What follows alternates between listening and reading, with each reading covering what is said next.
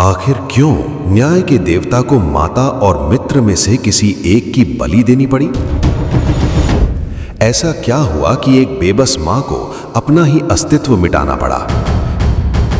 कैसे मृत्यु के देवता यमराज को ही अपनी जान गंवानी पड़ी?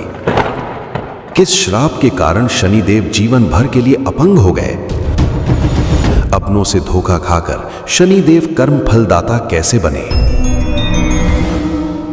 नमस्कार दोस्तों, पौराणिक पुराण के इस विशेष महा एपिसोड में आपका स्वागत है। शनिदेव की महागाथा अब एक ऐसे मोड़ पर आ चुकी है जहां प्रेम, न्याय और प्रतिशोध की सबसे बड़ी परीक्षा होने वाली है। इन सभी रहस्यों के जवाब आपको आज के इस वीडियो में मिलेंगे। लेकिन आगे बढ़ने से पहले आइए एक नजर डालते हैं अब तक की कहानी पर।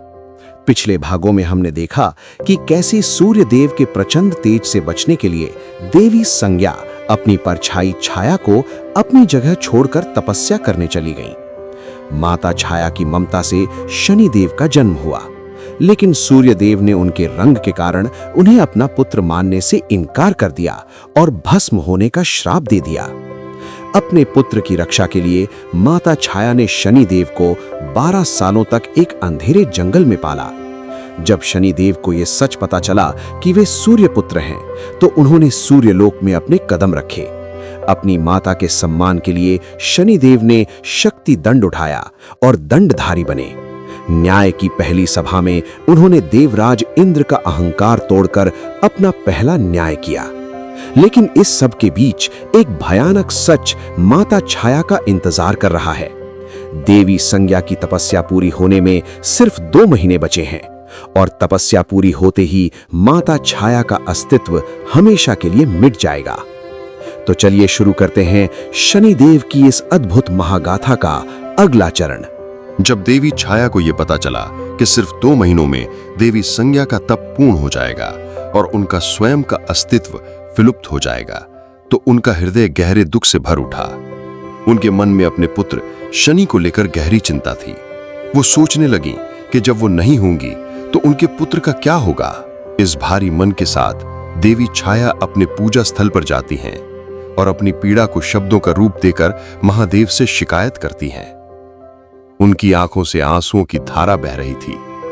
हे महादेव, उन्होंने व्याकुल होकर कहा, ऐसा क्यों? मैंने छाया होकर भी अपने सारे कर्तव्य निभाए, अपनी संतानों में कभी भेद नहीं किया। मैंने वो सब किया जो एक मां को करना चाहिए। छाया वो करती है जो शरीर करता है, पर क्या जो छाया करती है वो शरीर कर सकता है? फिर मुझे मेरे पुत्र से दूर क्यों जाना होगा? उनकी आवाज में दर्द और शिकायत थी। उन्होंने अपनी नियति को स्वीकार कर लिया था, पर अपने पुत्र के भविष्य की चिंता उन्हें सता रही थी। मैं जानती हूं, हे महादेव, कि मेरा अस्तित्व मात्र एक परछाई है, पर मेरा पुत्र तो मेरा अंश है, मेरा प्रेम है। आप मेरे जाने के बाद मेरे पुत्र शनि का ध्यान रखना महादेव। देवी छाया ने अपने आंसुओं को पोंछते हुए महादेव से ये अंतिम विनती की, जैसे वो उनसे अंतिम विदाई ले रही हों। उनकी प्रार्थना में अपने लिए नहीं, बल्कि अपने पुत्र के लिए प्रेम और सुरक्षा की गहरी भावना थी। दूसरी ओर देवराज इंद्र ने अपने साथ हुई बेइज्जती का बदला लेने के लिए एक बार फिर से चाल चली। उन्होंने देवगुरु के साथ मिलकर एक प्रतियोगिता का निर्माण किया, ताकि वो उसमें शनि को हमेशा के लिए अंधेरे में फंसा सके। इंद्र का उद्देश्य था कि जिस तरह शनि की वजह से उनका सबसे प्रिय मुकुट दूर हुआ, उसी तरह वो भी शनि को उनकी सबसे प्रिय, उनकी माता से दूर कर सके। प्रतियोगिता आरंभ हुई। शनि और यम दोनों उसमें भाग लेते हैं। शनि अपनी शक्ति और ज्ञान से प्रतियोगिता के 2 चरण पार कर लेते हैं, लेकिन तभी देवी छाया का हृदय उन्हें पुकारता है। शनि अपनी माता के पुकार को सुनते हैं और इंद्र द्वारा रचे गए जार को तोड़कर प्रतियोगिता से वापस आ जाते हैं। शनि के वापस आने से देवराज इंद्र की योजना एक बार फिर से विफल हो जाती है। शनि के वापस आने के कारण यम प्रतियोगिता जीत जाते हैं, लेकिन शनि के हृदय में अपनी मां के लिए प्रेम की जीत हुई थी। समय बीतता चला गया और देवी छाया का स्वास्थ्य बिगड़ता चला गया। सूर्यदेव, विश्वकर्मा और शनि के अथक प्रयासों के बाद भी देवी छाया का घाव बढ़ता ही गया। मानो वह घाव नहीं, बल्कि उनकी नियति का ही एक प्रतीक था। देखते ही देखते 2 महीने पूरे होने में सिर्फ 10 दिन शेष रह गए। उसी क्षण हिमालय पर देवी संज्ञा का तप पूर्ण हो गया और उन्हें सूर्य का ताप सहन करने की शक्ति प्राप्त हो गई। सूर्यदेव और शनि ने निराशा में विश्वकर्मा से पूछा कि क्या अब भी कोई उपाय बचा है। विश्वकर्मा ने गहरे दुख के साथ कहा, आपकी माता के घाव को केवल स्वयं महादेव ही ठीक कर सकते हैं, पर तुम्हारे पास केवल 10 दिनों का समय है। विश्वकर्मा की ये शब्द सुनकर शनिदेव का हृदय कांप उठा। उनकी आंखों में अपनी माता के लिए प्रेम और चिंता का भाव था। जिस मां ने उन्हें जन्म दिया, जिसने उनके लिए हर कष्ट सहा, क्या वह उसे ऐसे ही खो देंगे? नहीं, ये असंभव था। उन्होंने अपने मन में एक दृढ़ संकल्प लिया और उसी क्षण उन्होंने अपने प्राणों की शपथ ली कि वो अपनी माता के लिए महादेव के पास जाएंगे और उपचार लेकर ही लौटेंगे। असुर गुरु शुक्राचार्य ने शनिदेव को महादेव तक पहुंचने का मार्ग बताया, जो बहुत कठिन था। शनिदेव ने अपनी यात्रा आरंभ की, पर उनके मार्ग में बाधाएं उत्पन्न होने लगी। देवराज इंद्र अपने हुए अपमान का प्रतिशोध लेना चाहते थे। उन्होंने शनि के मार्ग में कई मायावी जाल बिछाए, लेकिन शनि का दृढ़ संकल्प इतना अटूट था कि हर बाधा उनके सामने छोटी पड़ गई। उनका लक्ष्य केवल उनकी माता थी और इसी विचार ने उन्हें हर चुनौती से लड़ने की शक्ति दी। शनिदेव ने सारे मायावी जाल और बाधाएं पार कर ली, पर एक बाधा ने शनिदेव को रोक लिया।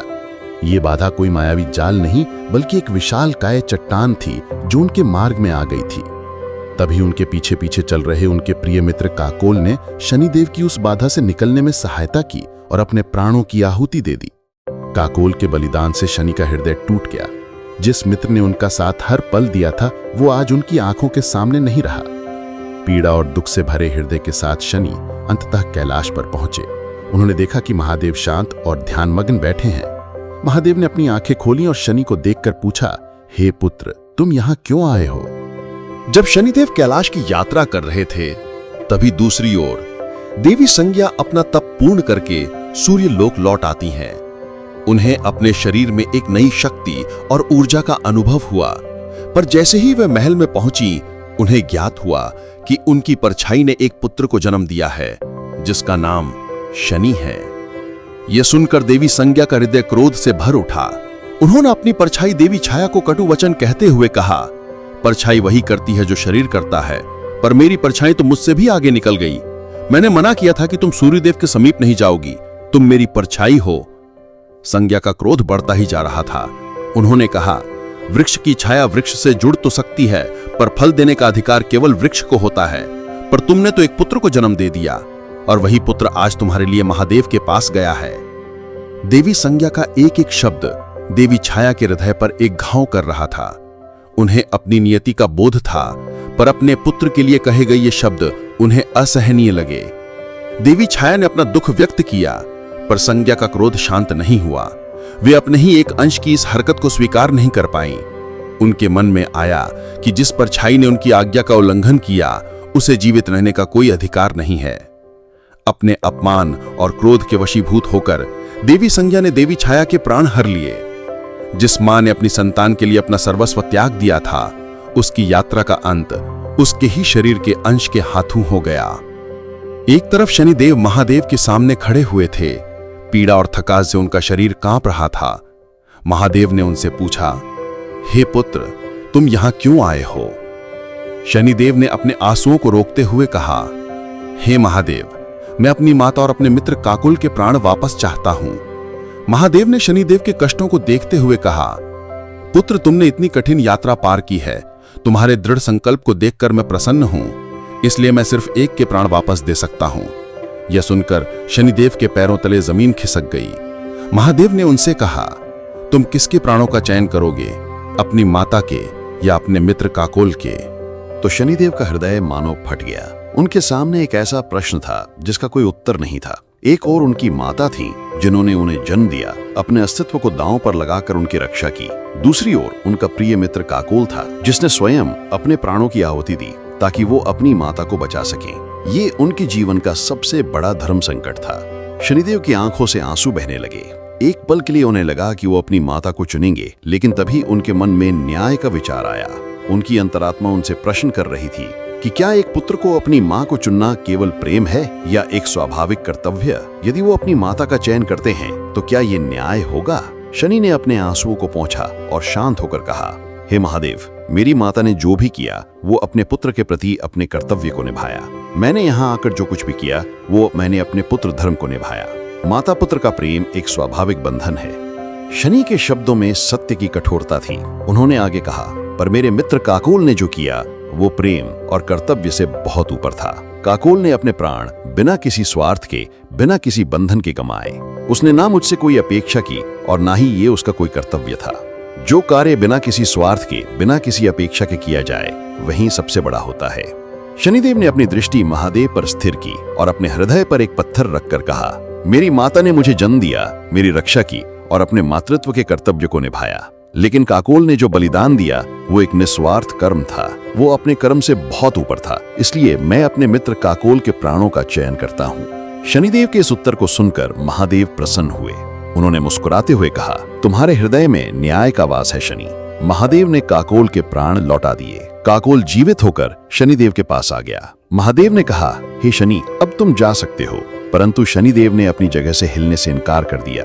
उन्होंने कहा, हे महादेव, अब मुझे मेरी माता के भी प्राण चाहिए। शनिदेव की यह बात सुनकर महादेव क्रोधित हो गए। उनकी तीसरी आंख में अग्नि प्रज्वलित हो गई। उन्होंने कठोर स्वर में कहा, शनि, मैंने कहा था कि मैं सिर्फ एक के प्राणों का दान दे सकता हूँ, दोनों के नहीं। तुम यहाँ से चले जाओ। पर शनिदेव अपनी बात पर अड़िग रहे। उन्होंने शांत और स्थिर वाणी में कहा, हे महादेव, मैंने अपने मित्र काकोल के प्राणों के लिए अपनी कठोर यात्रा के तप का मूल्य चुकाया, क्योंकि काकोल ने निस्वार्थ भाव से इस यात्रा को पूर्ण करने के लिए अपने प्राण त्यागे थे। शनिदेव ने अपनी दृष्टि महादेव पर स्थिर की और आगे कहा, परंतु मैंने ये यात्रा अपनी माता के प्रति अपने मोह में आकर आरंभ की थी। माता के प्रति प्रेम और पुत्र धर्म का निर्वहन मेरा कर्तव्य था, पर मोह एक बंधन है। इसलिए मैं अपनी माता के प्राणों का मूल्य अपने उसी मोह का त्याग करके चुकाऊंगा।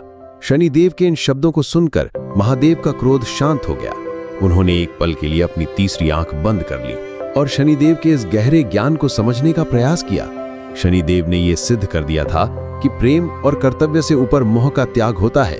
उन्होंने दिखा दिया था कि वो निस्वार्थ न्याय के लिए अपनी सबसे गहरे बंधन को भी त्यागने को तैयार हैं। महादेव ने मुस्कुराते हुए अपनी जटाओं में बसी गंगा नदी को आदेश दिया। शनिदेव वहीं खड़े होकर ब्रह्मांड के सबसे पवित्र जल का आह्वान करने लगे। उनकी एकाग्रता से गंगा नदी की पवित्र धाराएं महादेव की जटाओं से बहकर शनि के सामने आ गई।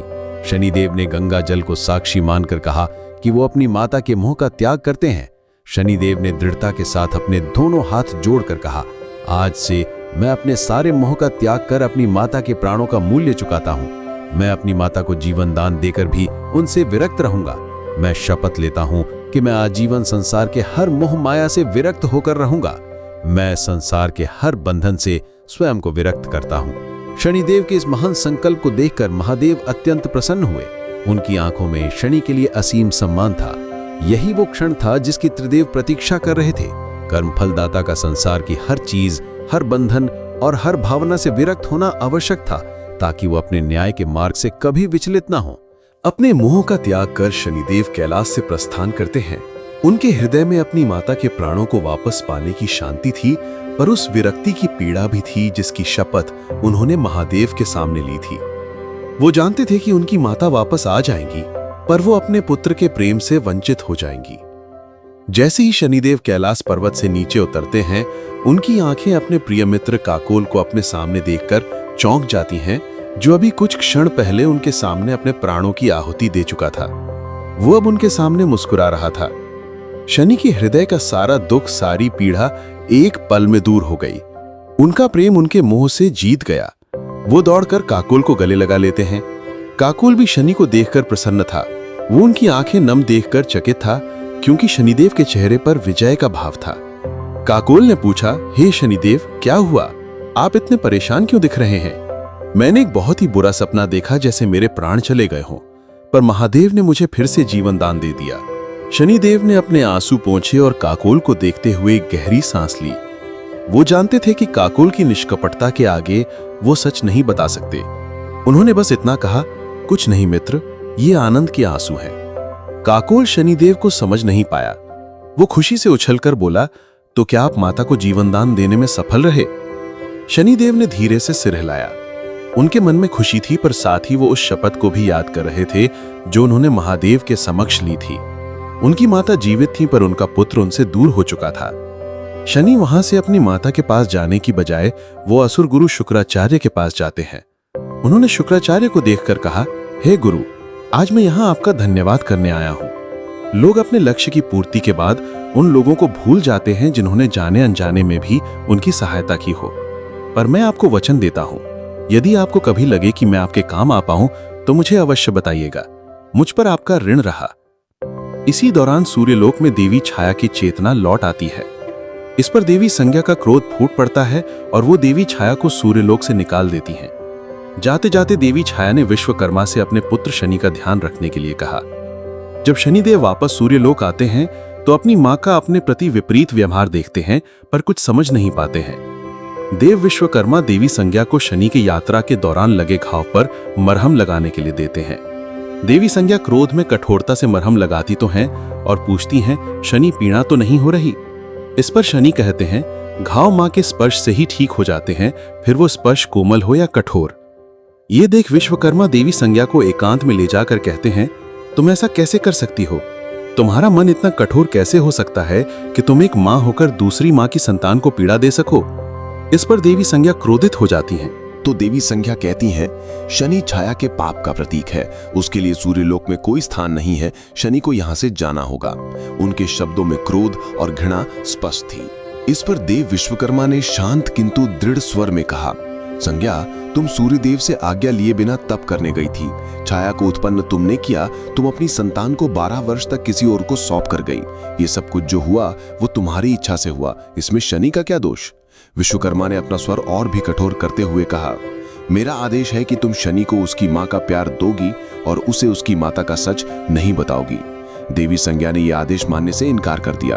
तब विश्वकर्मा ने अपनी दिव्य वाणी में कहा, यदि तुमने ऐसा किया तो मैं तुम्हारा सच सूर्यदेव को बता दूंगा कि तुम 12 साल तक उनसे दूर थी और तुम्हारे स्थान पर तुम्हारी परछाई थी।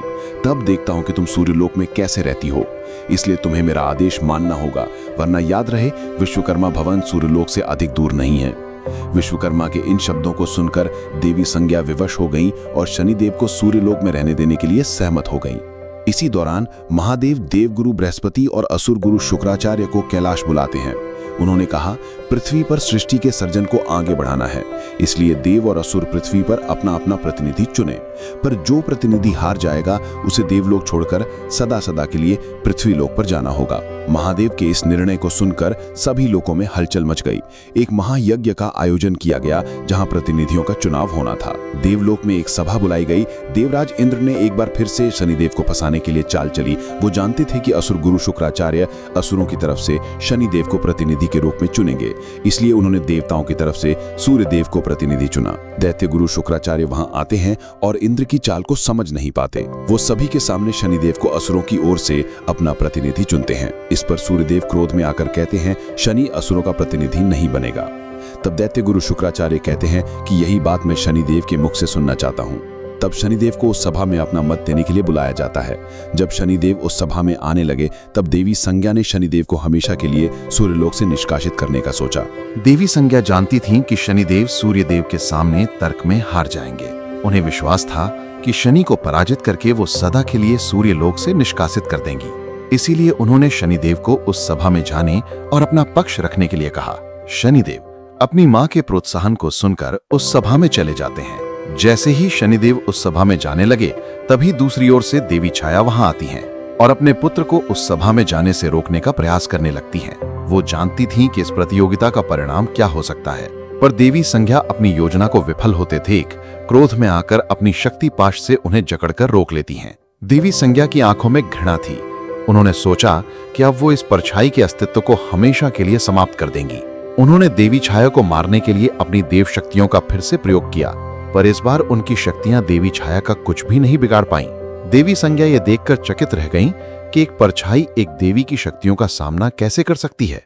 तभी दूर खड़े देव विश्वकर्मा वहां आते हैं और कहते हैं, संज्ञा, तुम्हें इतना चकित होने की आवश्यकता नहीं है। छाया अब एक परछाई नहीं रही।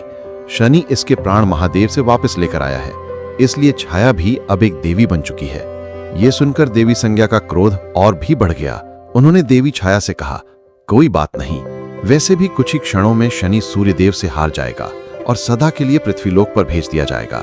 इस पर देवी छाया के चेहरे पर एक अविचल विश्वास आ गया।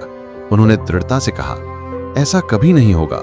तुम शनि को जानती नहीं हो। शनि किसी से परास्त नहीं हो सकता। उस पर महादेव का आशीर्वाद है। ये सुनकर देवी संज्ञा के मन में पदले की आग फिर से भड़क उठी। उन्होंने देवी छाया को चुनौती देते हुए कहा, यदि शनिदेव सूर्यदेव के सामने हार गए और पृथ्वी लोक चले गए तो तुम्हें हमेशा के लिए मेरी परछाई में मिलकर विलुप्त होना होगा। उनकी आवाज में क्रोध और प्रतिशोध की आग थी। याद रखना, यदि शनि हारे तो तुम सिर्फ एक परछाई बनकर रह जाओगी, जिसका कोई स्वतंत्र अस्तित्व नहीं होगा। देवी छाया ने चुनौती स्वीकार कर ली। उन्होंने अपनी आंखों में गहरा विश्वास लिए हुए कहा, मुझे यह शर्त स्वीकार है, क्योंकि मेरा विश्वास है कि मेरा पुत्र कभी नहीं हारेगा। शनि का न्याय ही उसकी सबसे बड़ी शक्ति है। जिस पर स्वयं महादेव का आशीर्वाद हो, उसे कोई नहीं हरा सकता। शनिदेव उस सथा में जाते हैं जहां उनका सामना उनके पिता सूर्यदेव से होने वाला था। तभी असुर गुरु शुक्राचार्य शनिदेव को रोकते हैं और उन्हें वो वचन याद दिलाते हैं जो उन्होंने शुक्राचार्य को महादेव तक जाने का मार्ग बताने के लिए दिया था। शुक्राचार्य ने कहा, तुमने मुझसे कहा था कि यदि तुम्हें कभी लगे कि मैं तुम्हारे काम आ सकूं तो मुझे अवश्य बताना। आज तुम्हें अपना वचन निभाना होगा। शनिदेव सभा में पहुंचे। उन्होंने अपने कठोर और शांत स्वर में कहा, देवों को जैसे अपना प्रतिनिधि चुनने का अधिकार है, उसी प्रकार असुरों को भी अपना प्रतिनिधि चुनने का उतना ही अधिकार है। ये मेरा वचन है कि मैं अपना कर्म निभाऊंगा। ये कहकर शनिदेव ने शुक्राचार्य का प्रस्ताव स्वीकार कर लिया और असुरों के प्रतिनिधि के रूप में अपनी जगह ले ली। एक और पिता तो दूसरी ओर पुत्र, दोनों आमने सामने खड़े थे। नमस्कार दोस्तों, विटी वायर हिंदी में आपका स्वागत है। अगली सुबह शनिदेव सृष्टि सर्जन के उस यज्ञ के लिए जाते हैं। इंद्र उन्हें रोकने की नाकाम कोशिशें करता है, लेकिन शनिदेव अपने मार्ग पर अटल रहते हैं। यज्ञ का आयोजन शुरू होता है। त्रिदेव भी वहां आते हैं। देव और असुर अपने अपने प्रतिनिधि के साथ आते हैं और उन दोनों प्रतिनिधियों को शपथ लेने के लिए कहते हैं। शनिदेव असुर पक्ष की ओर से उस पवित्र अग्नि की शपथ लेते हैं, पर जैसे ही सूर्यदेव उस अग्नि की शपथ लेने लगते हैं, यम शनिदेव को नीचा दिखाकर उनसे जीतने की भावना से बीच में आकर शपथ ले लेता है और शपथ पाश शनिदेव और यम को जकड़ लेता है। सूर्यदेव त्रिदेव से यम को उस पाश से मुक्त करने की विनती करते हैं, पर त्रिदेव कहते हैं कि यम धर्मराज है, उसने स्वयं की इच्छा से शपथ ली है, तो इस चुनाव परिणाम का फल भोगना होगा। यम और शनिदेव के बीच तर्क शुरू होते हैं कि किस पक्ष के गुण पृथ्वी पर होने वाले सर्जन में होने चाहिए। यम कहते हैं कि देव असुरों से हर गुण में श्रेष्ठ हैं, इसलिए सिर्फ देवों के गुण होने चाहिए। शनिदेव कहते हैं कि असुर और देव दोनों के गुण होने चाहिए, क्योंकि सृष्टि का सर्जन सभी के लिए होता है। त्रिदेव शनिदेव के तर्क का सम्मान करते हैं और इस तरह यम उस प्रतियोगिता में हार जाते हैं। त्रिदेव मिलकर सृष्टि का सर्जन करते हैं और ब्रह्मदेव मनु और शत्रुपा का सर्जन कर उन्हें पृथ्वी पर इस सर्जन को आगे बढ़ाने का आदेश देते हैं। प्रतियोगिता में हारने के फलस्वरूप यम को पृथ्वी पर निष्कासित कर दिया जाता है। सूर्यदेव और देवी संज्ञा यम को सदा के लिए पृथ्वी पर निष्कासित करने का उत्तरदायी शनि को ठहराते हैं और शनिदेव को सूर्यलोक से बाहर निकाल देते हैं। ये देखकर देवी छाया दुखी हो जाती है और एकांत में देवी संज्ञा के सामने खड़ी हो जाती हैं और कहती हैं कि तुमने मेरे पुत्र के साथ उचित नहीं किया संज्ञा। ये सुनकर देवी संज्ञा चकित हो जाती हैं और कहती हैं कि तुमने मुझे संज्ञा कहा, तुमने देवी शब्द लगाना उचित नहीं समझा। इस पर देवी छाया कहती हैं, संज्ञा, तुमने जो आज किया है उसके बाद तुम देवी कहलाने के योग्य नहीं हो। आज तुम्हारे कारण मेरा शनि अपने भवन से बाहर है, मेरा यम भी सूर्य लोक से बाहर है। इस पर देवी संज्ञा कहती हैं कि यम और यामी मेरी संतानें हैं, मैंने उन्हें जन्म दिया है, तुमने सिर्फ पाला है छाया। इस पर देवी छाया कहती हैं, नहीं, शनि के साथ यम और यामी भी मेरी संतानें हैं। सिर्फ जन्म देने से कोई मां नहीं बन जाती, संतान को जन्म एक गौ भी देती है और एक सर्पिणी भी, पर संसार सिर्फ गौ को माता कहता है, सर्पिणी को नहीं, क्योंकि गौ अपनी संतान के साथ अपने दूध के अमृत को सारे संसार की संतानों में बांटती है, पर वही सर्पिणी अपने ही नवजात सपोलों का भक्षण करती है। तुम वही सर्पिणी हो संज्ञा, जिसने अपनी ही संतान मेरे यम को पृथ्वी लोक पर निष्कासित करवा दिया। सृष्टि के सर्जन के पश्चात असुर मनु और शत्रुपा को अपने वश में करने के लिए पृथ्वी पर जाते हैं। वे उन्हें छल से अपने कब्जे में ले लेते हैं। उसी दौरान पृथ्वी पर निष्कासित यम वहां उन्हें रोकने की कोशिश करते हैं। यम और असुरों के बीच भीषण युद्ध होता है। यम अपनी पूरी शक्ति से लड़ते हैं, पर असुरों ने उन्हें छल से घेर लिया। असुरों ने घात लगाकर यम को मार दिया। सूर्यलोक में अपने पुत्र की मृत्यु का समाचार सुनकर सूर्यदेव का हृदय कांप उठा। वे तुरंत महादेव, ब्रह्मा और विष्णु के पास जाते हैं और प्रार्थना करते हैं, हे त्रिदेव, मेरे पुत्र को मृत्यु क्यों मिली? उसने ऐसा क्या अपराध किया था कि उसे अपने प्राण गंवाने पड़े? उनकी आंखों में दुख और पीड़ा थी। तभी शनिदेव वहां आते हैं और सभी को शांत रहने के लिए कहते हैं। वे कहते हैं, इस घटना के पीछे कोई कारण है, महादेव हमें उस कारण से अवगत कराएंगे। सूर्यदेव के प्रश्नों का उत्तर देते हुए त्रिदेव कहते हैं, हे सूर्यदेव, ये घटनाक्रम आवश्यक था। तुम अपने पुत्र के लिए दुख प्रकट कर रहे हो, पर तुम नहीं जानते कि ये उसकी नियति का सबसे महत्वपूर्ण हिस्सा था। त्रिदेव आगे कहते हैं, यम धर्मराज हैं और मृत्यु के पश्चात आत्मा को मार्ग दिखाने वाले हैं। वे आत्मा के न्यायाधीश हैं। इस भूमिका को निभाने के लिए उनके लिए स्वयं मृत्यु के बाद की यात्रा करना आवश्यक था। ब्रह्मा कहते हैं, बिना मृत्यु के ज्ञान को समझे वे मृत्यु के बाद आत्मा का न्याय नहीं कर पाते। बिना मृत्यु की पीड़ा को महसूस किए वे आत्मा के कष्टों को नहीं समझ पाते। महादेव कहते हैं, हमने यम को एक अनुभव दिया है, एक ऐसा अनुभव जिससे वे अपने कर्तव्य को न्यायपूर्वक और निष्पक्ष भाव से निभा पाएगा। ये कहकर त्रिदेव ने यम को उसका जीवन लौटा दिया। यम जीवित होकर त्रिदेव के सामने खड़े हो गए। उनकी आंखों में अब मृत्यु का भय नहीं, बल्कि उस यात्रा को समझने का गहरा ज्ञान था। इस तरह यमदेव संसार की आत्माओं को मृत्यु के बाद का मार्ग दिखाते हैं। धीरे धीरे समय बीतता गया। इंद्रदेव शनि के लिए षड्यंत्र रचते रहे, पर वे नाकाम रहते हैं।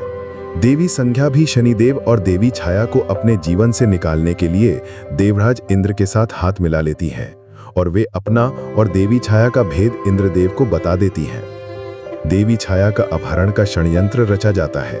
देवराज किसी असुर के हाथों देवी छाया का अपहरण कराने के लिए मान जाते हैं। अगली सुबह असुर देवी छाया का अपहरण करने की कोशिश करता है, पर उसे देवी संज्ञा मिलती है और वे उनका अपहरण कर लेता है।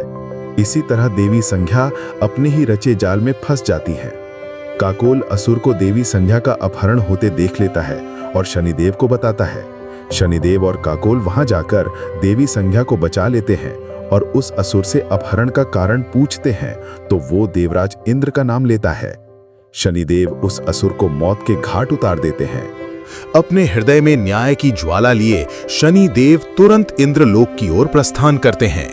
इंद्रलोक पहुंचकर शनिदेव ने बिना किसी हिचकिचाहट के देवराज इंद्र के समक्ष खड़े होकर सीधे प्रश्न किया, हे देवराज इंद्र, आपने मेरी माता का अपहरण क्यों करवाया? मेरे विरुद्ध ये षड्यंत्र रचने का कारण क्या था? शनिदेव की आंखों में क्रोध और प्रश्न की दृढ़ता को देखकर देवराज इंद्र ने मुस्कुराते हुए अपनी कुर्सी से उठकर कहा, हा शनि, मैंने ही वो अपहरण करवाया था। इंद्र के स्वर में अहंकार और विजय का भाव था। उन्होंने आगे कहा, पर तुम ये कैसे सिद्ध करोगे? उस असुर को तो तुमने स्वयं ही मौत के घाट उतार दिया है। तुम्हारा कोई भी प्रमाण इस घटना के पीछे के सत्य को उजागर नहीं कर पाएगा। तुम अपने आरोपों को कैसे साबित करोगे शनि? तुम्हारा न्याय किस आधार पर होगा? इंद्रदेव के इन शब्दों को सुनकर शनिदेव का क्रोध चरम पर पहुंच गया। उन्होंने अपनी मुट्ठी भींचते हुए कहा, मार्ग पर आ जाओ, वरना मुझे तुम्हें मार्ग पर लाना होगा। न्याय प्रमाण का मोहताज नहीं होता देवराज, पर फिर भी एक प्रमाण है, मेरी माता। यदि मेरी माता ने तुम्हारे इस अपराध की पुष्टि कर दी तो क्या तुम अपना अपराध स्वीकारोगे? यदि यह साबित हो गया कि तुम इस अपराध में लिप्त हो तो तुम्हें देवराज का सिंहासन छोड़ना होगा। और देवराज इंद्र ही मान लेते हैं। वो कहते हैं कि यदि तुम ये साबित नहीं कर पाए तो तुम्हें आजीवन मेरा दास बनकर रहना होगा। जो कहूंगा वो हर बात मानोगे, मेरा हर आदेश। शनिदेव और इंद्रदेव एक दूसरे की चुनौती स्वीकार कर लेते हैं। शनिदेव सूर्यलोक जाकर अपनी माता से पूछते हैं कि क्या इंद्रदेव ने आपका अपहरण करवाया था?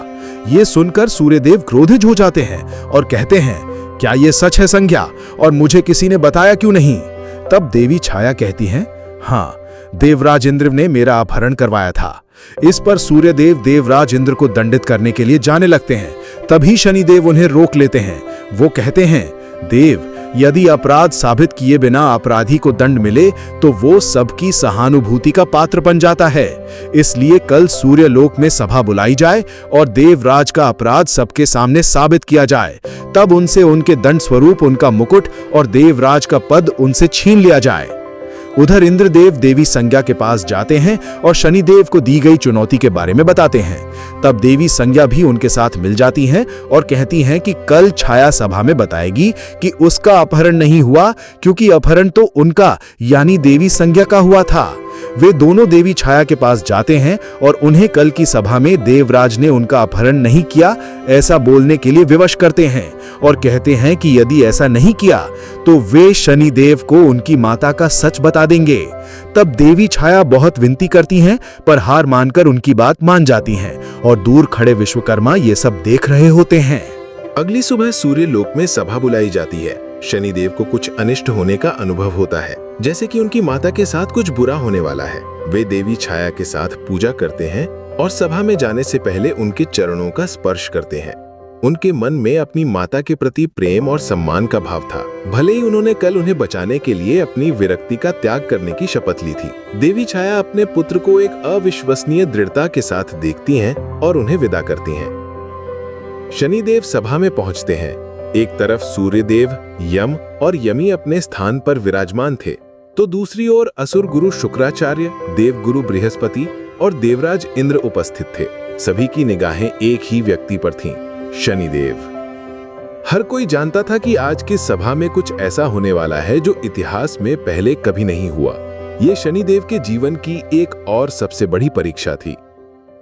इसी दौरान देवी संज्ञा देवी छाया को अपने साथ सभा में ले जाने लगती हैं। दूर खड़े देव विश्वकर्मा देवी संज्ञा के चेहरे पर विजयी मुस्कान और उनके हाव भाव को देखकर उनके बुरे इरादों को भांप जाते हैं और इंद्रदेव की योजना को समझ जाते हैं। वे देवी संज्ञा और देवी छाया को रोक लेते हैं और देवी छाया को देवी संज्ञा के इरादों के बारे में बता देते हैं। ये सुनकर देवी छाया का हृदय कांप उठा।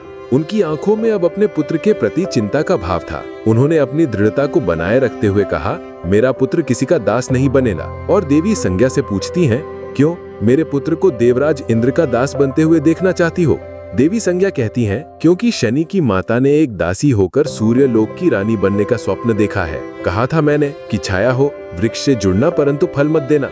अपराध किया तुमने तो अब दंड भुगतो। चलो सभा में, तुम्हारे पास कोई मार्ग शेष नहीं। और हाथ पकड़कर लेकर जाने लगती हैं। तब देवी छाया उन्हें अपना हाथ खींचकर रोक लेती हैं और गर्व से कहती हैं, संज्ञा, एक मार्ग शेष है अभी। मैं जानती हूँ कि तुम मुझे अपने जीवन से बाहर निकालने के लिए किसी भी हद तक नीचे गिर सकती हो, पर तुम्हें ये अंदाजा नहीं कि एक माँ अपनी संतान की रक्षा के लिए किसी भी सीमा से ऊपर उठ सकती है। मेरा बीज, मेरा शनि मुझे दूर नहीं जा सकता, पर मैं उसकी माता छाया उससे दूर जा सकती हूँ। मेरे पुत्र की दुर्बलता मैं हूँ, पर मेरे जाने के बाद उसकी कोई दुर्बलता नहीं होगी। मेरा पुत्र स्वतंत्र होगा, उस पर कोई बंधन नहीं होगा। छाया हूँ मैं।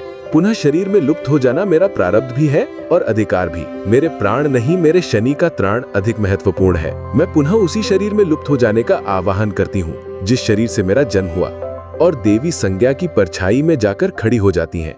वे विलुप्त होने लगती हैं। विलुप्त होते होते वे देवी संज्ञा का हाथ पकड़ती हैं और कहती हैं, जाते जाते एक चेतावनी दे रही हूँ संज्ञा, सावधान रहना संज्ञा। शनि नाम है मेरे पुत्र का, और उसे कभी ज्ञात मत होने देना कि उसकी माता लुप्त हो गई है। उसे कभी ज्ञात मत होने देना कि तुम उसकी माता नहीं, क्योंकि यदि उसे ये ज्ञात हुआ तो तुम्हें अनुमान नहीं, संपूर्ण सृष्टि में कितना बड़ा उपद्रव हो जाएगा।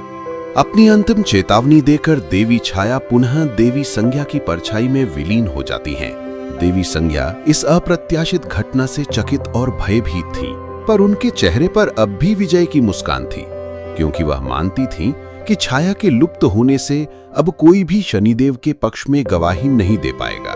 इसी बीच देव विश्वकर्मा भी देवी संज्ञा के साथ सूर्यलोक की सभा की ओर प्रस्थान करते हैं। उनके मन में देवी छाया के बलिदान का सम्मान था और वह जानते थे कि अब शनिदेव की राह और भी कठिन हो गई है। वह अपनी दिव्य दृष्टि से सभा में होने वाले घटनाक्रम को भांप लेते हैं। सभा में सभी देवता, असुर गुरु और ऋषिगण विराजमान थे। देवराज इंद्र भी अहंकार के साथ मौजूद थे और उनके चेहरे पर एक क्रूर मुस्कान थी। तभी शनिदेव सभा में पहुंचते हैं। शनिदेव की आंखों में न्याय की ज्वाला थी। उन्होंने शांत और स्थिर स्वर में कहा, देवराज इंद्र ने मेरी माता के अपहरण का षड्यंत्र रचने का घोर अपराध किया है। और यह अपराध करके उन्होंने यह सिद्ध कर दिया है कि वह देवराज के सिंहासन पर बैठने के पात्र नहीं है। इन्हें देवराज के पद से निष्कासित कर देना चाहिए। तब देवराज कहते हैं कि उन्हीं से पूछा जाए जिनके अपहरण का आरोप मुझ पर लगा है। यह सुनकर सभी की निगाहें देवी संज्ञा की ओर मुड़ जाती हैं, जो चुपचाप खड़ी थी, मानो कुछ हुआ ही न हो, और वह मना कर देती हैं कि देवराज इंद्र ने उनका अपहरण नहीं करवाया था। तब देवराज खुश हो जाते हैं क्योंकि सब उनकी योजना अनुसार हो रहा था। वह कहते हैं, देखा, मैं निर्दोष हूं, अब मिथ्या आरोप लगाने वाले को दंड मिलना चाहिए। तब देव सूर्यदेव कहते हैं, संज्ञा, कल तुमने स्वीकार किया था, परंतु अब मना क्यों कर रही हो? तब देव विश्वकर्मा कहते हैं, एक देवी भी किसी के दबाव में आकर असत्य कह सकती है, परंतु एक मां अपनी संतान की सौगंध खाकर कभी असत्य नहीं कह सकती। सत्य सामने लाने का सिर्फ यही मार्ग शेष है। इस पर देवी संज्ञा मन ही मन खुश हो जाती हैं और सोचती हैं कि शनि की सौगंध खा लेती हूं, इसे कुछ हो भी गया तो क्या अंतर पड़ता है। वह शनिदेव के पास जाती हैं और उनके सिर पर हाथ रखकर उनकी सौगंध खाने लगती हैं। इधर देवराज इंद्र भी मन ही मन खुश होकर सोचते हैं कि एक हाथ की सौगंध उठाओ या 100 हाथों की विश्वकर्मा, जब मैंने छाया का अपहरण किया ही नहीं। विश्वकर्मा को पता था कि देवी संज्ञा शनिदेव को बिल्कुल भी पसंद नहीं करती, इसलिए वह झूठी सौगंध उठाने में जरा भी हिचकिचाएंगी नहीं। जैसे ही देवी संज्ञा शनिदेव की शपथ उठाने लगती हैं, देव विश्वकर्मा का स्वर गूंज उठता है, रुको संज्ञा, यदि शपथ लेनी है तो दोनों पुत्रों की लो, शनि के साथ यम की भी। ये सुनकर देवी संज्ञा कांप उठती हैं। देव विश्वकर्मा देवी संज्ञा का दूसरा हाथ यम के मस्तक पर रख देते हैं और कहते हैं, अब सत्य का उद्घोष करो संज्ञा, स्मरण रहे, यदि असत्य कहा तो तुम पुत्रहीन हो जाओगी। तब देवी संज्ञा विवश हो जाती हैं और कांपती हुई वाणी में कहती हैं, हाँ, मेरा अपहरण हुआ था और मेरे अपहरण में देवराज इंद्र का हाथ था। ये सुनकर सभा में उपस्थित समस्त देवगण, असुरगण और ऋषिगण चकित हो जाते हैं। प्रत्येक प्राणी उस अप्रत्याशित सत्य को सुनकर स्तब्ध रह गया और सभी देवराज इंद्र के सिंहासन के परित्याग की मांग करने लगे। वहीं अपनी योजना को विफल होते देख देवराज इंद्र बौखला जाते हैं। उनकी आंखों में क्रोध और प्रतिशोध की ज्वाला प्रज्वलित हो उठी। ये एक ऐसा क्षण था जब न्याय ने छल पर विजय प्राप्त कर ली थी और अब देवराज इंद्र को अपने कर्मों का प्रतिफल भुगतना था। वो बौखलाकर कहते हैं, नहीं, ये असत्य कह रही है, मैं सबको बताता हूँ कि सत्य क्या है। हे सूर्यदेव, यहाँ अनर्थ हो रहा है, अनर्थ। वर्षों से सूर्यलोक में माया चल रही है और सूर्यदेव आपको अनुमान तक नहीं। ये देवी संज्ञा नहीं है, ये छाया है, छाया। ये शनि की माता अवश्य है, पर आपकी धर्मपत्नी नहीं। सूर्यदेव, ये सिर्फ आपकी पत्नी का प्रतिरूप है, प्रतिरूप। ये छाया है, छाया। वर्षों से सूर्यदेव, वर्षों से ये आपके साथ कपट कर रही है। अब सत्य की बारी है, मैं सबको सिद्ध करके दिखाऊंगा। देवी संज्ञा, बाहर आइए। देवराज इंद्र, मैं आपका आह्वान करता हूँ, सभा में आइए देवी संज्ञा, और सबको बताइए कि सत्य क्या है। तब देवी संज्ञा कहती हैं, ये क्या प्रलाप कर रहे हो देवराज, मैं संज्ञा ही हूँ और मैंने जो कहा वो सत्य कहा। लगता है देवराज अपना मानसिक संतुलन खो बैठे हैं। ये सुनकर देवराज और भी भयभीत हो जाते हैं और बौखलाकर कहते हैं, मैं देवराज इंद्र अपनी समस्त दैव शक्तियों को एकत्रित करके आह्वान करता हूँ, सूर्यलोक में संज्ञा और छाया जो भी छिपे हों यहाँ प्रस्तुत हो। पर कोई प्रकट नहीं होता, क्योंकि देवी छाया तो पहले ही विलुप्त हो चुकी होती हैं। तब देवी संज्ञा क्रोधित होकर कहती हैं, अब विश्वास हुआ देव, मैं ही संज्ञा हूँ और मैं यहाँ अकेली हूँ। तब बौखलाए हुए देवराज इंद्र कहते हैं, देव विश्वकर्मा सब जानते हैं, आप बताइए देव, छाया और संज्ञा दो भिन्न अस्तित्व हैं। तब देव विश्वकर्मा कहते हैं, जिन्हें आप संज्ञा और छाया कहकर भ्रम फैला रहे हैं, उनका एक ही अस्तित्व है। तब देवी संज्ञा कहती हैं, कोई छाया नहीं है, यहाँ केवल मैं ही हूँ और मैंने अपनी संतान की शपथ झूठी नहीं खाई है देवराज, मैं ही हूँ सूर्य पत्नी। वो सूर्यदेव की ओर मुड़कर कहती हैं, हे सूर्यदेव, मुझे भस्म कर दीजिए, मैं आपकी पत्नी हूँ देव, आपकी अर्धांगिनी, यम और यमी की माता हूँ। और आपकी सभा में देवराज इंद्र मुझ पर लांछन लगा रहे हैं कि मैं यम और यमी की माता नहीं हूँ। मेरी कोख पर प्रहार हुआ है देव, मैं ये लांछन और नहीं सह पाऊंगी देव, भस्म कर दीजिए मुझे। तभी देवर्षि नारद आगे आते हैं और कहते हैं कि देवी संज्ञा सत्य कह रही हैं। देवराज इंद्र अपना मानसिक संतुलन खो बैठे हैं। नारद अपनी गंभीर वाणी में आगे कहते हैं, सत्य क्या है ये सबको ज्ञात हो चुका है, इन्हें इसी समय देवराज के पद से हटा देना चाहिए। त्रिदेव का प्रतिनिधि होने के नाते मैं ये घोषणा करता हूं कि इसी क्षण इंद्रदेव को देवराज के पद से मुक्त किया जाता है। नारद के इस निर्णय को सुनकर सभी देवर्षि समर्थन करते हैं और कहते हैं कि आपको इसी समय अपना मुकुट और पद दोनों का परित्याग करना होगा। देवराज इंद्र अपने सिंहासन से हटने से इनकार कर देते हैं। वो कहते हैं, तुम मुझे पद से हटाने वाले कौन होते हो नारद? मेरा जन्म देवराज बनने के लिए हुआ है। इंद्र के इन शब्दों को सुनकर सभी देवर्षि और ऋषिगण क्रोधित हो जाते हैं। तभी देव विश्वकर्मा कहते हैं, इंद्र का अहंकार उनकी आंखों पर पर्दा डाल चुका है। उन्हें पता ही नहीं कि वे किसे चुनौती दे रहे हैं। इंद्र के अहंकार को देखकर देवर्षि नारद क्रोधित हो जाते हैं और कहते हैं, इंद्र, मैं तुम्हें श्राप देता हूं कि तुम्हारा ये पद सदैव तुम्हारे अहंकार को नष्ट करता रहेगा। अब तुम इस पद पर एक क्षण भी नहीं रह सकते। ये पद तुम्हारा है, पर अब तुम इस पद पर अपने बल पर नहीं अपितु किसी और की सहायता से रहोगे। देवराज इंद्र को मजबूरन अपना मुकुट और पद का त्याग करना पड़ता है और दंड स्वरूप देवलोक से निष्कासित किया जाता है। देवराज का पद रिक्त नहीं रखा जा सकता, इसलिए देवर्षि नारद देव सूर्यदेव को देवराज का पद सौंपते हैं। इंद्रदेव का यह अपमान उन्हें बहुत पीड़ा देता है और वो इस अपमान का प्रतिशोध लेने के लिए शनि को हमेशा के लिए अंधेरे में धकेल देने का संकल्प लेते हैं। वो कहते हैं, मेरे साथ छल हुआ है, मेरा पद छीना, कोई आश्चर्य नहीं, परंतु शनि की दृष्टि सत्य देख नहीं पाई, आश्चर्य हुआ। मेरे असत्य को कितनी बार पकड़ा तुमने शनि, परंतु मेरे सत्य को पहली बार में नकार दिया गया, आश्चर्य। परंतु अपनी माता के अस्तित्व का सच नहीं जान पाए शनि और वहां से चले जाते हैं। देवी संज्ञा इंद्रदेव से मिलने जाती हैं और उनसे कहती हैं कि मैं यहां न क्षमा मांगने आई हूं और न ही आपको सांत्वना देने। मैं अपने शीश पर अपराध बोध का बोझ नहीं चाहती, इसलिए बताने आई हूं कि क्यों मुझे सभा में सत्य बोलना पड़ा। मैं त्रिदेव को साक्षी मानकर अपने पुत्र यम की झूठी सौगंध नहीं खा सकती थी। छाया ने स्वयं को मुझ में विलुप्त कर दिया। अब मेरे लिए यह आवश्यक था कि मैं अपने पुत्र यम की रक्षा करूं और सूर्यदेव के विश्वास की भी। आपको सिंहासन का त्याग करना पड़ा, इसमें मेरा कोई दोष नहीं। हम दोनों ने संधि की थी अपने अपने लाभ के लिए। आपको शनि नामक दास चाहिए था और मुझे छाया और शनि नामक कांटों से मुक्ति।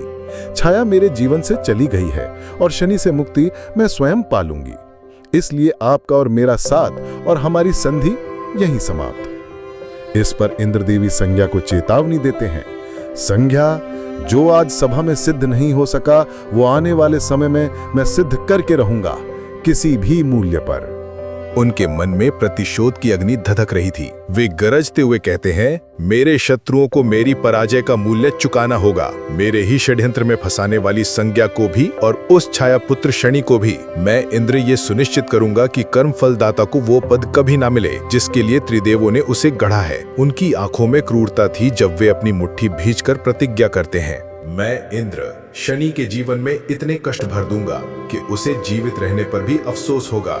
ये मेरी अखंड प्रतिज्ञा है। इधर शनिदेव को देवी संज्ञा पर संदेह होता है कि उनकी माता ने पहले असत्य क्यों कहा। उनके मन में ये प्रश्न बार बार उठ रहा था कि ऐसा क्या है जो उनसे छिपाया जा रहा है। यमी देवी संज्ञा को लोरी सुनाने के लिए कहती हैं। तब देवी संज्ञा लोरी का एक ही अंतरा बार बार सुनाती हैं। तब शनिदेव का संदेह और भी गहरा जाता है। वे अपनी माता छाया के व्यवहार में आए परिवर्तन को देखकर चिंतित थे और इसका कारण पता करना चाहते थे। देव विश्वकर्मा शनिदेव को उनकी माता का सत्य ना पता लगे, इसलिए वे उन्हें अपने साथ अपने महल ले जाना चाहते हैं, पर देवी संज्ञा उन्हें ऐसा नहीं करने देती। विश्वकर्मा उन्हें ये मूर्खता नहीं करने के लिए कहते हैं। इस पर देवी संज्ञा क्रोधित हो जाती है। वे कहती है, आप भूल रहे हैं देव, आप होने वाली देवरानी से बात कर रहे हैं। छाया जा चुकी है देव, मुझे नहीं लगता कि अब सूर्यलोक में आपकी कोई आवश्यकता है। तब विश्वकर्मा दुखी होकर कहते हैं, ऐसा मत करो संज्ञा, कल मैं उत्सव के पश्चात शनि को अपने साथ ले जाऊंगा। मुझे रोकने की कोशिश मत करना, वरना मुझे मजबूरन सूर्यदेव को सत्य बताना पड़ेगा।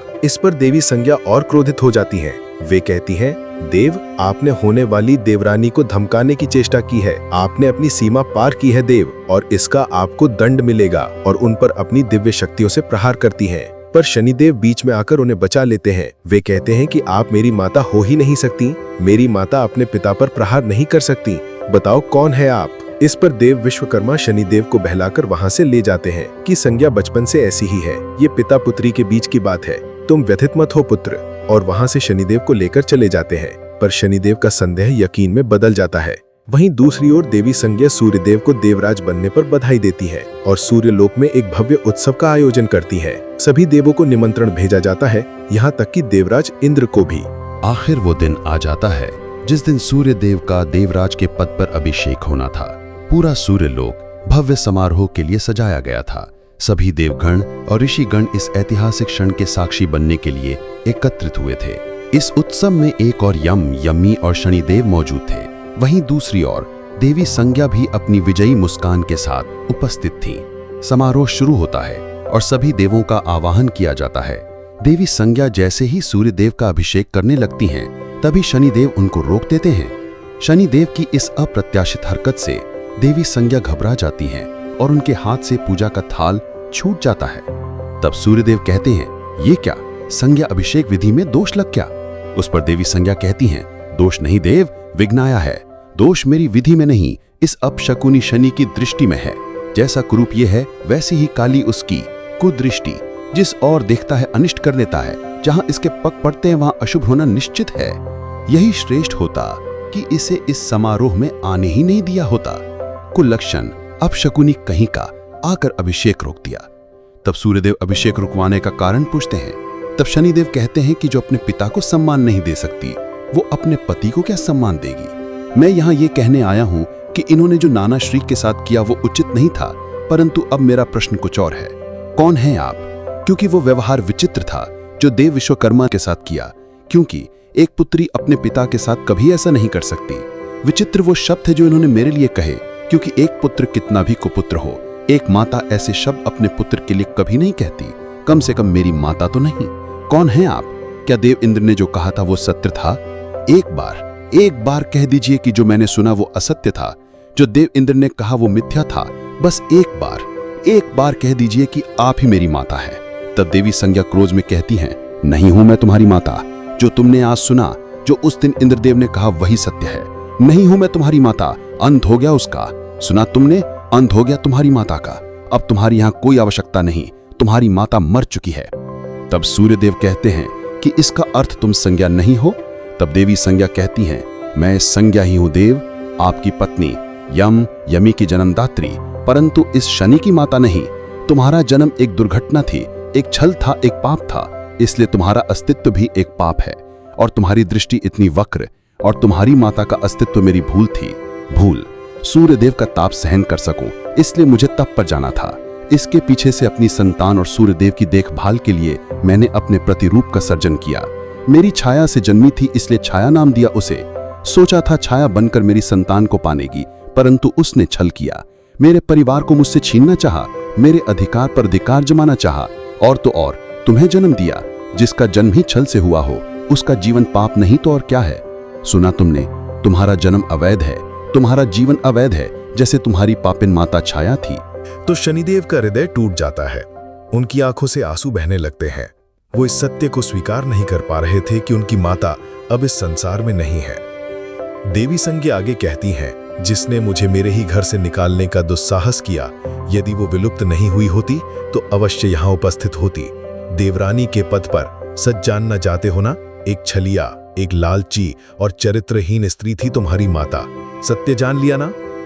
अब ना तुम्हारी मेरे जीवन में जगह है और ना ही देवलोक में। चले जाओ, लुप्त हो जाओ, तुम्हारी माता मर चुकी है। और हाथ पकड़कर शनिदेव को बाहर दूर धकेलती हैं। शनिदेव का मुख क्रोध और पीड़ा से विकृत हो उठता है। वो गरजते हुए कहते हैं, असंभव। जिसके लिए मैंने कैलाश यात्रा की, जिसे महादेव ने चिरंजीवी का आशीर्वाद दिया, वो माता नहीं मर सकती। कहाँ है मेरी माता? तब देवी संज्ञा कहती है, वही स्वर, वही कटुता, सत्यमेव उसी छाया के पुत्र हो तुम। जानना चाहते हो ना तुम, कहाँ है तुम्हारी माता? और प्रकाश के सामने खड़ी हो जाती हैं और अपनी परछाई पर पैर रखती हैं और कहती हैं, मेरे मुख की तरफ नहीं, मेरे चरणों में देखो शनि। देखो मेरे चरणों में, जहां से आई थी वहीं लुप्त हो गई। पैरों को पादुका ने मुकुट बनने का स्वप्न देखा और पैरों तले ही उसका अंत हुआ। मेरे अस्तित्व को कुचलने चली थी और पैरों तले ही कुचली गईं और अपने पैरों से अपनी ही परछाई को कुचलती हैं। ये देख शनिदेव क्रोधित हो जाते हैं। वो दौड़कर आते हैं और जोर से देवी संज्ञा की कोख पर अपने पैर से प्रहार करते हैं। देवी संज्ञा करहाती हुई दूर जा गिरती हैं। ये देख वहां उपस्थित हर कोई स्तब्ध रह जाता है और क्रोध में शनिदेव कहते हैं, मेरी माता का अपमान करने का दुस्साहस किया आपने। एक पत्नी होकर अपने पति से छल किया, एक पुत्री होकर अपने पिता पर प्रहार किया और एक माता होकर एक संतान की भावनाओं को कुचला। संसार कहता है कि एक पुत्र को पुत्र हो सकता है, पर एक माता कभी कुमाता नहीं हो सकती। परंतु आज आपने ये सिद्ध कर दिया कि एक माता भी कुमाता हो सकती है। आपने संसार की प्रत्येक माता की कोख पर प्रहार किया, इसलिए आपकी कोख पर प्रहार करना उचित था और यह न्याय की मांग थी। तब यम क्रोध में आकर शनि पर प्रहार करने लगते हैं, पर देवी संज्ञा उन्हें रोक देती है। उनकी आंखों में अब बदले की आग धधक रही थी। वो कहती है, सहायता असहाय की जाती है और मैं असहाय नहीं, कुमाता हूं ना मैं माता बनने की पात्र नहीं, तो अब ये कुमाता तुम्हें दंड देगी। पूरा सूर्यलोक उस पल थम सा गया। देवी संज्ञा ने अपने चारों ओर प्रकाश का एक चक्र बनाया और उनका चेहरा एक क्रूर मुस्कान से भर गया।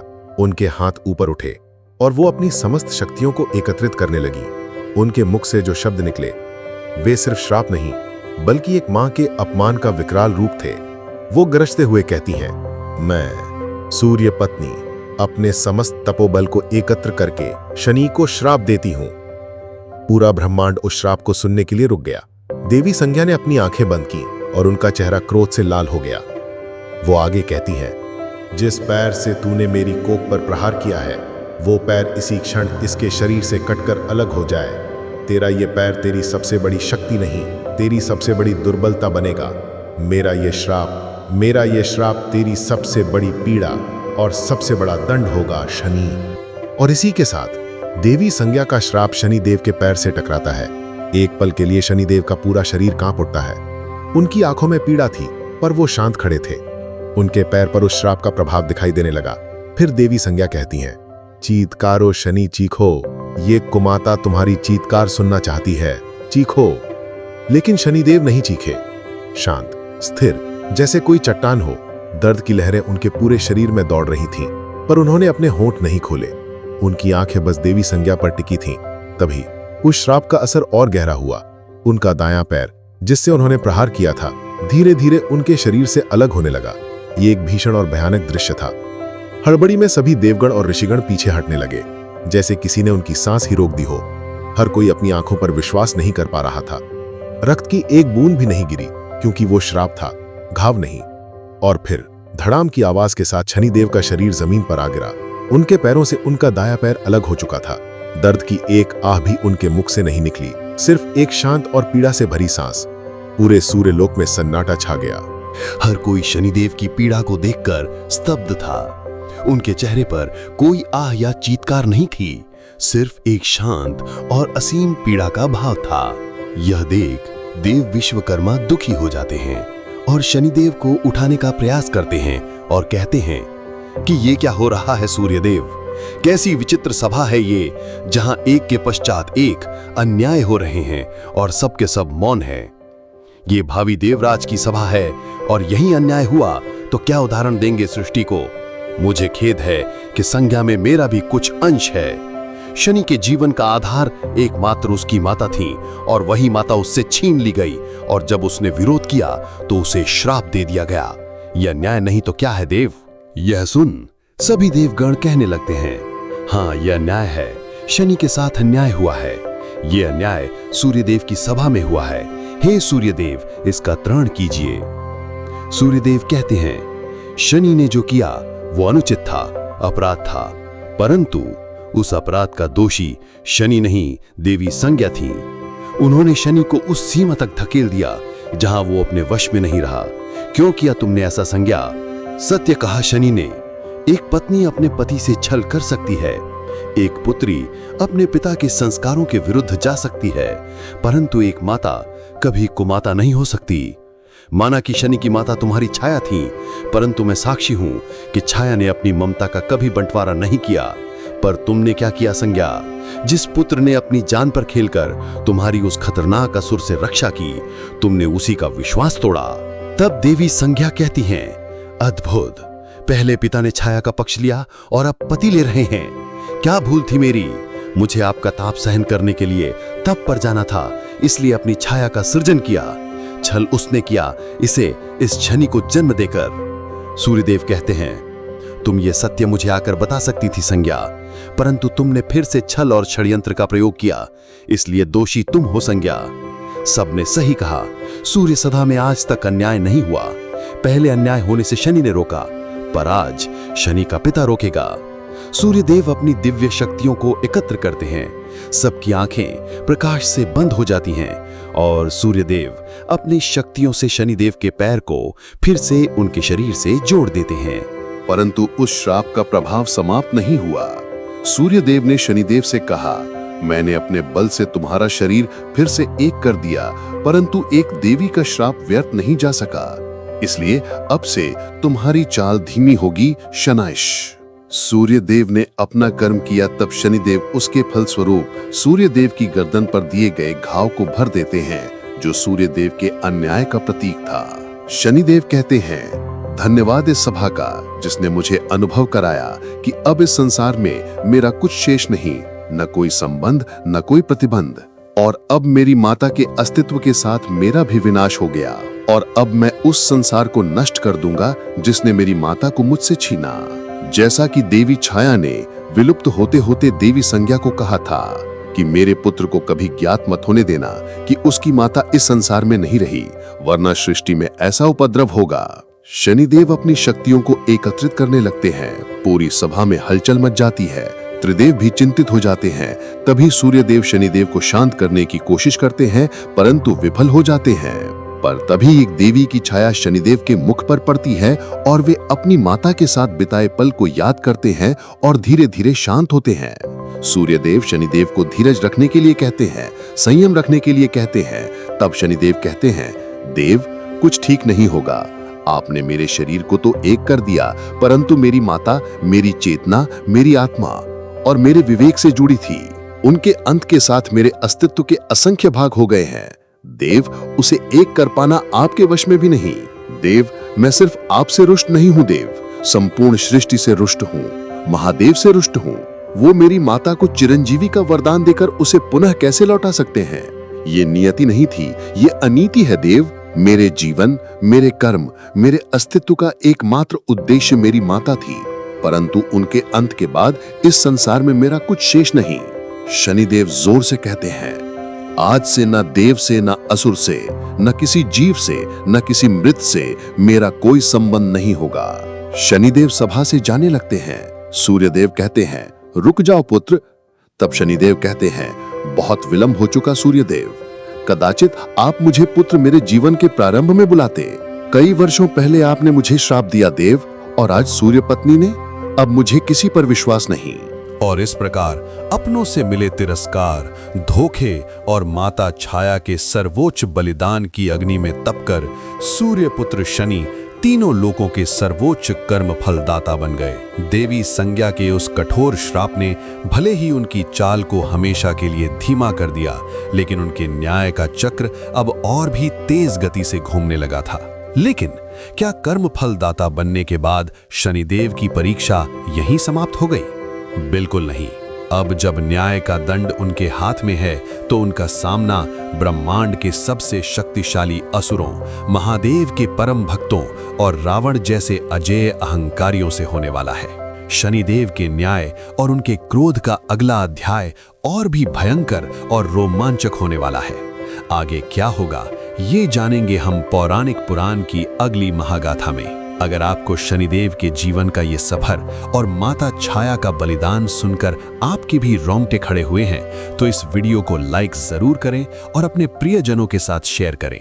कमेंट्स में जय शनिदेव लिखना न भूलें। और हाँ, आगे की अद्भुत कथाओं से जुड़े रहने के लिए पौराणिक पुराण को अभी सब्सक्राइब करें और बेल आइकन दबाना बिल्कुल न भूलें। मिलते हैं शनिदेव की अगली महागाथा में। तब तक के लिए धर्म के मार्ग पर चलते रहिए। जय शनिदेव।